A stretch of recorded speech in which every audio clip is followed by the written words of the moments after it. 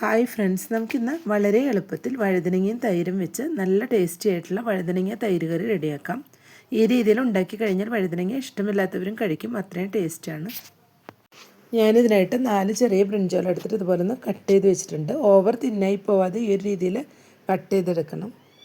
നമുക്ക് ആദ്യം ഇതൊന്ന് മാരിനേറ്റ് ചെയ്തെടുക്കാം. ഇതിലോട്ട് 1/4 ടീസ്പൂൺ മഞ്ഞൾപ്പൊടി ചേർത്ത് കൊടുക്കാം. 1 ടീസ്പൂൺ മുളക് പൊടി ചേർത്ത് കൊടുക്കാം. ഇനി ഇതിലേക്ക് പിടിക്കാനുള്ള കുറച്ച് ഉപ്പ് കൂടെ ചേർത്ത് കൊടുക്കാം. ഉപ്പ് ഒട്ടും തന്നെ കൂടി പോകരുത്. വെജിറ്റബിൾസ് ആകുമ്പോൾ ഉപ്പ് പെട്ടെന്ന് തന്നെ പിടിച്ചു വരും. അതുകൊണ്ട് കുറച്ച് മാത്രം ചേർത്ത് കൊടുത്താൽ മതിയാവും.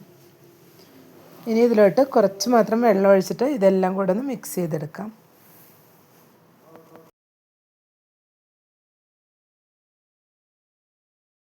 ഇപ്പോൾ എല്ലാം ഒന്ന് മാരിനേറ്റ് ചെയ്തെടുത്തിട്ടുണ്ട്. ഇനി നമുക്കിതൊന്ന് ഫ്രൈ ചെയ്തെടുക്കാം.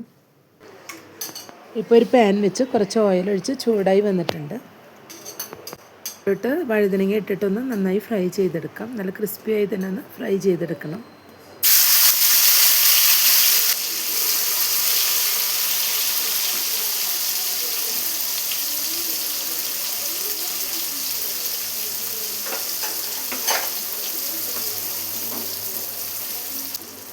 ഇപ്പോൾ വഴുതനങ്ങയെല്ലാം ഓയിലിലോട്ട് ഇട്ട് കൊടുത്തിട്ടുണ്ട്.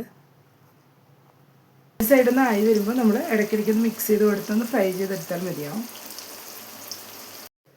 ഇപ്പോൾ ബ്രിഞ്ചോളെല്ലാം ഇവിടെ നന്നായി തന്നെ ഫ്രൈ ആയി നല്ല ക്രിസ്പിയായി കിട്ടിയിട്ടുണ്ട്. ഇനി നമുക്കിത് ഓയിലിൽ നിന്ന് മാറ്റാം.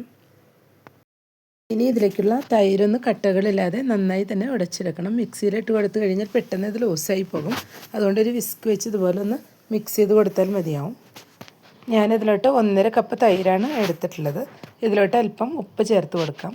ഈ തൈരിലോട്ട് പിടിക്കാനുള്ള ഉപ്പാണ് ചേർത്ത് കൊടുത്തിട്ടുള്ളത്. കട്ടകളില്ലാതെ നന്നായി തന്നെ ഇതുപോലെ ഒന്ന് മിക്സ് ചെയ്ത് കൊടുത്ത് ഒന്ന് ഉടച്ചെടുക്കാം. നമുക്കിനി ഇത്രയും വെളിച്ചെണ്ണയുടെ ആവശ്യമില്ല. ഇതിൽ നിന്ന് കുറച്ച് ഞാൻ മാറ്റി വെച്ചിട്ടുണ്ട്. അതിൽ നിന്ന് കുറച്ച് ഓയിലിലോട്ട് 1 ടീസ്പൂൺ കടുകിട്ട് കൊടുക്കാം. കടുക് ഇപ്പോൾ പൊട്ടി വന്നിട്ടുണ്ട്. ഇതിലോട്ട് ഒരു സവാള ചോപ്പ് ചെയ്ത് വെച്ച് ചേർത്ത് കൊടുക്കാം. ഒരു പച്ചമുളക് കട്ട് ചെയ്ത് വെച്ചിട്ടും മറ്റു വേപ്പില കട്ട് ചെയ്ത് വെച്ചിട്ടും കൂടെ ചേർത്ത് കൊടുക്കാം.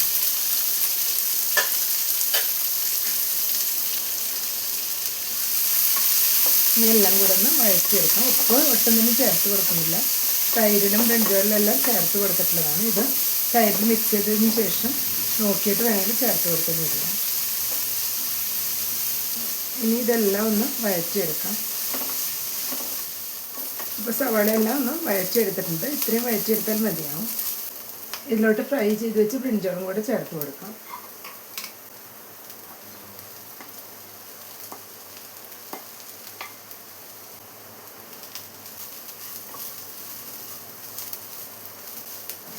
ഇപ്പോൾ എല്ലാം കൂടെ ഒന്ന് മിക്സ് ചെയ്ത് കൊടുത്തിട്ടുണ്ട്.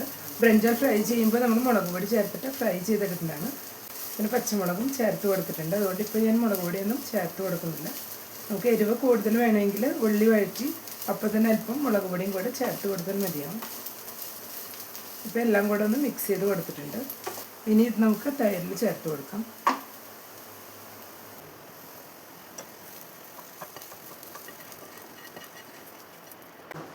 എല്ലാം കൂടെ ഒന്ന് മിക്സ് ചെയ്ത് കൊടുക്കാം.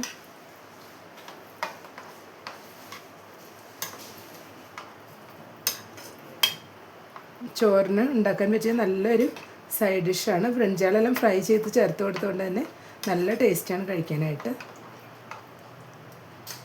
നമുക്ക് തിരക്കുള്ള സമയങ്ങളിൽ വളരെ പെട്ടെന്ന് തന്നെ ഇതുപോലെ ഒന്ന് റെഡിയാക്കി എടുക്കാനും പറ്റും. അപ്പോൾ എല്ലാവരും ഈ രീതിയിലൊന്ന് ട്രൈ ചെയ്ത് നോക്കുക. ഇഷ്ടപ്പെടുകയാണെങ്കിൽ ലൈക്ക് ചെയ്യാനും ഷെയർ ചെയ്യാനും സബ്സ്ക്രൈബ് ചെയ്യാത്തവർ സബ്സ്ക്രൈബ് ചെയ്തതും സപ്പോർട്ട് ചെയ്യാനും മറക്കരുത്. Thank you.